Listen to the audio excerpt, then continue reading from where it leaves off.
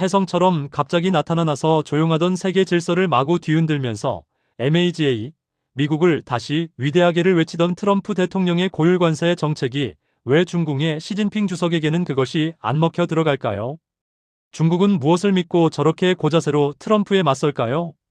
그리고 우리나라의 현실은 어떤가요? 한때 우리는 이런 장면을 만화에서만 보았습니다.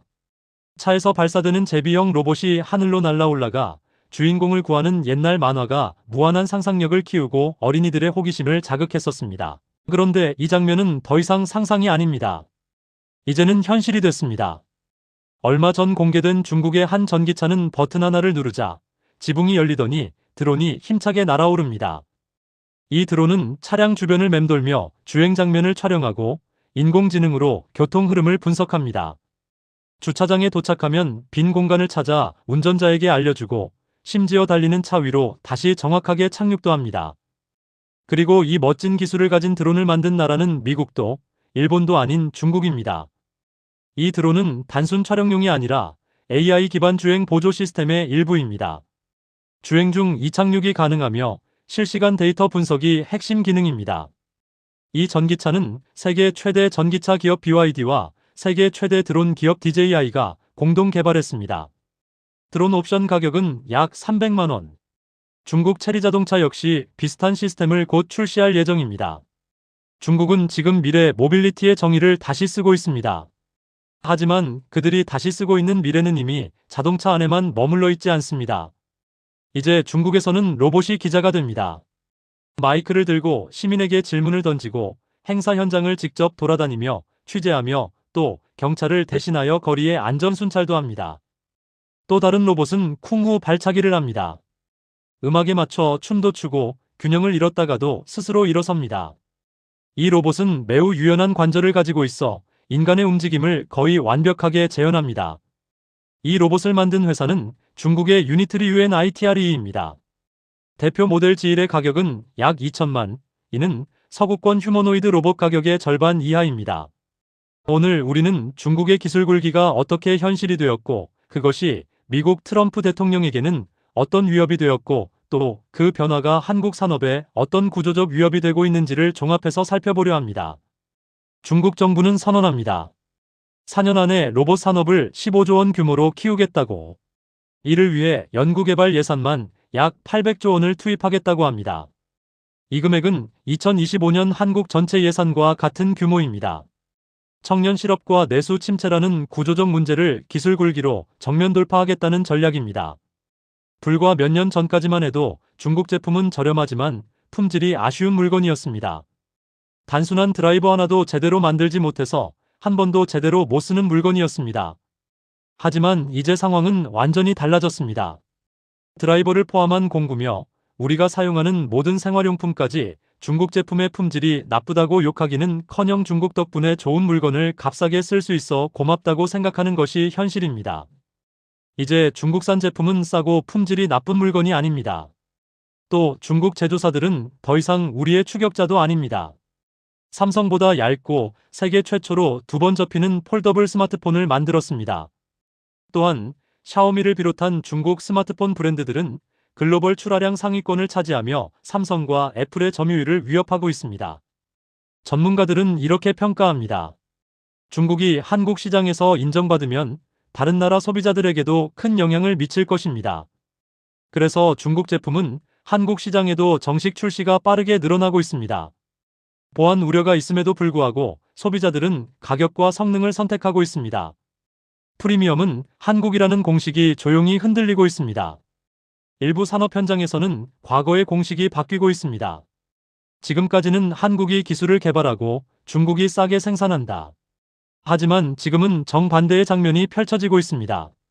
중국 기술로 한국 공장에서 전기차를 만들고 있습니다.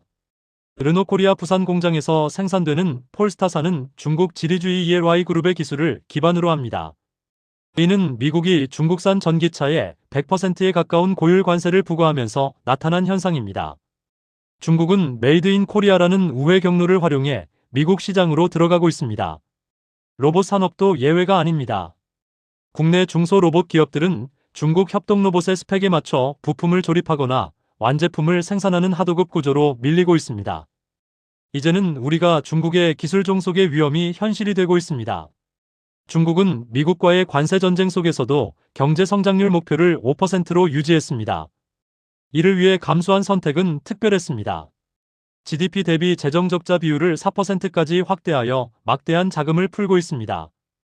이 자금은 우선적으로 AI, 휴머노이드 로봇, 첨단 제조 산업에 집중 투입됩니다.